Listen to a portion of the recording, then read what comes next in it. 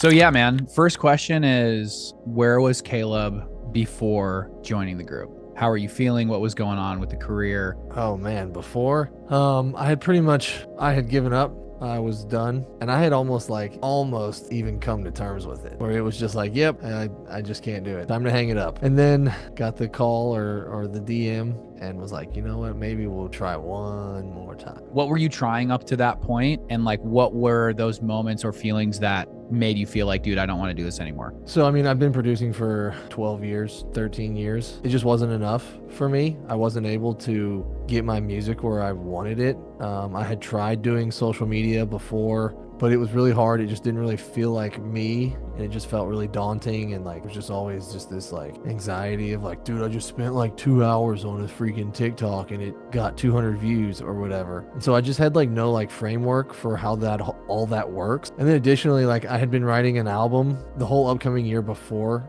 you reached out, and I had all these concepts and all this stuff, and it just none of it sounded good. Like it just wasn't where I wanted it. It was kind of like, well, this is like year 12 and I'm still not where I want to sound. So we're never going to figure this out. Let's just quit. Like I didn't know it was an option to like get help. Interesting, dude. Okay, so you didn't know there was an option to get help. Like, what do you mean by that? Thought you just like had to get lucky. I just had no like frame of mind for like coaching or mentorship or just like leveling up. Well, so dude, after we reached out and we had that conversation, what was the moment for you, man, where you decided to like make the change or get the help? Yeah, I mean, part of why I was quitting was because I've been just like dragging my wife and everyone through this like crazy dream that I have forever, and part of it was just kind of like, all right, like I owe it to her to like quit. Then we talked about it all, and she like was still supporting me, and so then it was like, no, I actually owe it to her to like upgrade myself as a person and as an artist. I don't owe it to her to like work some like 9 to 5 that I hate forever just so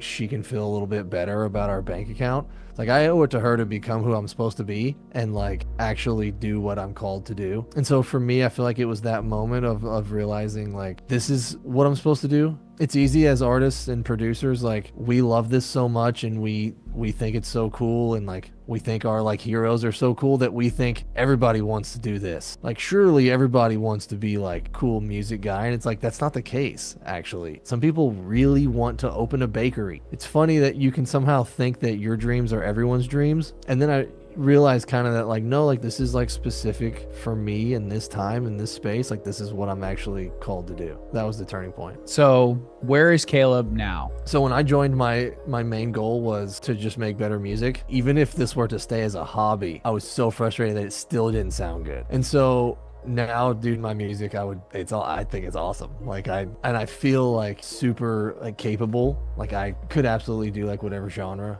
I wanted to. Just having all of these like extra tools and knowledge and even wisdom on how to truly make like a professional sounding song, I feel like I have. But then like as far as the whole project, like I just understand the way social media works, and I understand like the path from like point A to point B. And so the fact that I know the path from point A to point B and I know how to walk that path, it's just so incredibly like empowering. It's like now like I just actually have what I need. Now I have a brand that didn't exist. I have some of my favorite music that didn't exist. I don't know, I'm doing the thing. What for you has been the most valuable to get to you to where you are now? Actually having someone like one-on-one who knows who you are, knows what your project is, and knows what you're trying to do is like, it's so infinitely more valuable than just like even some really awesome like YouTube material, because like that person's talking to everyone on their whatever they're saying online. They're talking to everyone, but when someone is working with you, like they're talking to you, and the advice is targeted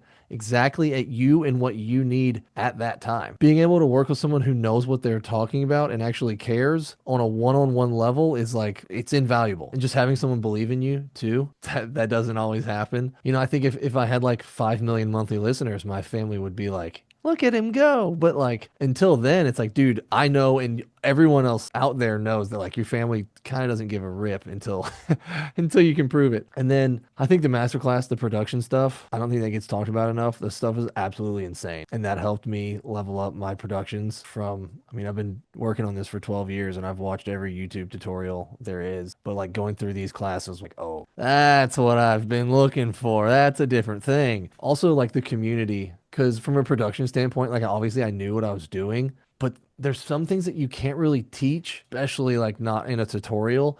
Like you can't teach someone in a tutorial really like how to pick the right snare. And for me, it's like it's always funny. A thing was like, well, he always has bad samples. Like, dude, I've have like a terabyte of samples. It was never like if I had the right sample. It was getting feedback from people that's like, that's just not the right snare for this song. Like you need to go think about your actual sound. From a production standpoint, like those master classes with the actual feedback from people, so much more powerful than I thought it would be. And then the branding stuff, truly, that's where so much of the value comes from. It's everything. And I'm like kind of like obsessed with the branding now. I just want to get all the like nitty gritty details about the brand. And the guest speakers, like, come on. The guest speakers, like, just if all this was a Monday night call and you just got to like come once a week and see the community and then have the guest speakers, just that alone would be worth it. And not even like from like a metaphysical standpoint, like literally to like get to hear those people speak at like a conference or something, like you would have to pay that much. Dude, I never thought about it like that. Like just Yeah. going to a conference and seeing the people that we've had in just speak. That's cool, man. Caleb, I love that perspective. How do you feel like the relationships of connecting with other artists, like how has that been? That's insane. So like when you meet your internet friends in real life and realize that they're not like internet friends, they're real friends. You're like, "Oh my goodness, like it's you. It really is you. I can like hug you and touch you and you're still you." Actually meeting the people in real life has been cool just personally. Like I've had people come and fly in to see me and I've flown out to see some of the people in the community. I've done 4 collabs at this point with guys, other guys in the community, and it's just really cool to be able to know other people who are invested and talented and kind of under the same like coaching and mindset to where you can, it just kind of frees you up to do what you know you need to do. You don't have to like explain it. Trying to explain to your outsider friends what's going on. You got to give like all this backstory and all this stuff, but it's like, dude, the other guys in the community, it's like, dude, they're just immediately, they just like fit into the place where you need them and they can just like truly help you so well. What do you feel like for you, man, was like the most valuable thing of being in the I program? feel like maybe for me it's is just belief. Just believing that you actually can. You know, after all these years I've been doing this, it has always felt like I'm just like silly. It's impossible what I'm trying to do. But just coming in here and realizing it's like, dude, what are you talking about? It's not impossible. Why do you think that's impossible? I can show you how to do it. It's this, and this. Like just do it. I think that's been the most valuable. If I can point to one single thing, it would be just believing that I can do it. And what do you feel like helped you the most with that belief? It's like finally getting music that's good enough and being able to produce like the core thing of what this is, like being empowered to do that well, I think is kind of like part of the foundation. But then also having like the map and the plan and framework and understanding of that plan, that in conjunction with being able to actually make good music, I think that's what kind of gets you there.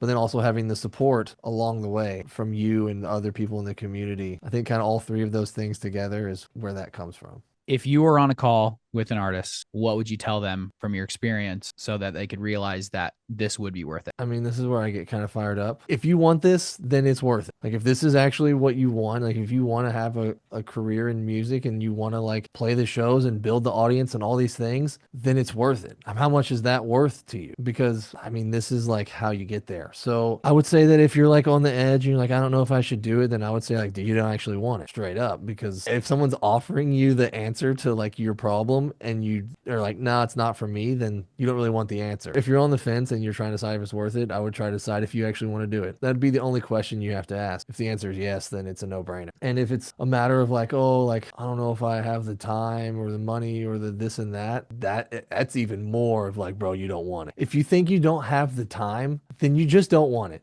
And you just don't care. You'll find an excuse. Whatever you have the time for, you're valuing that more than your actual dream. If you have the time to play Xbox, to watch Netflix, to even go to the gym. Like, yes, going to the gym is good, but like it's priorities. And priorities always win. Like you always have a priority that's the most important thing to you. And if this isn't the most important thing to you, then like you weren't going to be successful in the first place. Like you have to figure out like in any given moment, if there's something that if you don't feel like doing it, you don't feel like posting, or you don't feel like working on the brand, or you don't feel like even producing, you're valuing the way you feel in that moment more than you're valuing your actual dream. If you don't want it, that's totally cool. You don't have to want it. You can just make music for fun sometimes and you can go watch Netflix. But if you actually want this and you want to say that you want this, it's not really an option. It doesn't make any sense. I think a lot of people don't actually want it. If you don't have the money, nobody has the money. But how much is your dream worth? I just can't get over the artists who like make excuses. You'll either find an excuse or you'll find a way. And if it's not what you want, that's totally fine. I love you. I got nothing but love for you. But if it is what you want and you're still making excuses,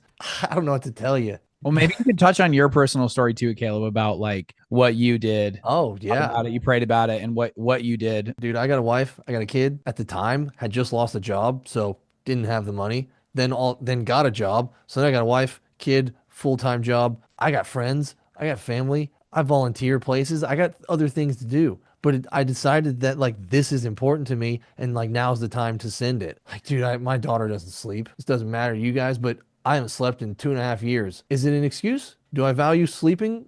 Do I value like you got to figure out what actually matters. I think that's part of why I have such a hard time when people are like, "Oh, I don't have the time or I don't have the money." Bro, you have no idea.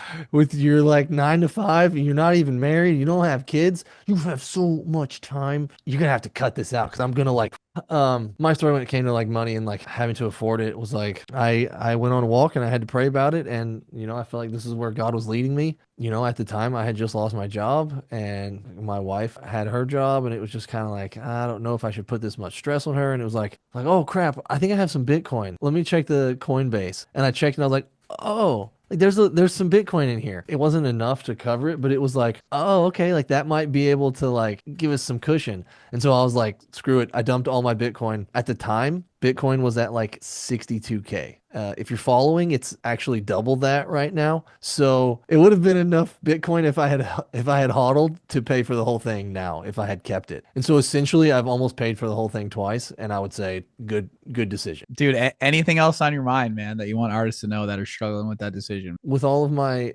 hooting and hollering and hurrah and coaching, I think what I don't want to be lost underneath that is that you can do it. The artists that you've seen be successful, they're not special. Like they're not these like extraordinary mega people that just have something you don't have. If your excuse for not being able to reach your dreams is that you don't have the skills or you don't know what you're doing, it's like perfect. That's what this is for. But I don't want you to get stuck thinking that there's some like special chosen ones who like just get to be successful and you don't. I think the difference in a lot of those people is that they got help or they had help. If that's not something that you have, it's something that you need. It's like you just got to have help. Like nobody really goes alone. So if it's something that you care about and it's something that you've been working on and you want it to be successful, like Michael Jordan, stop it.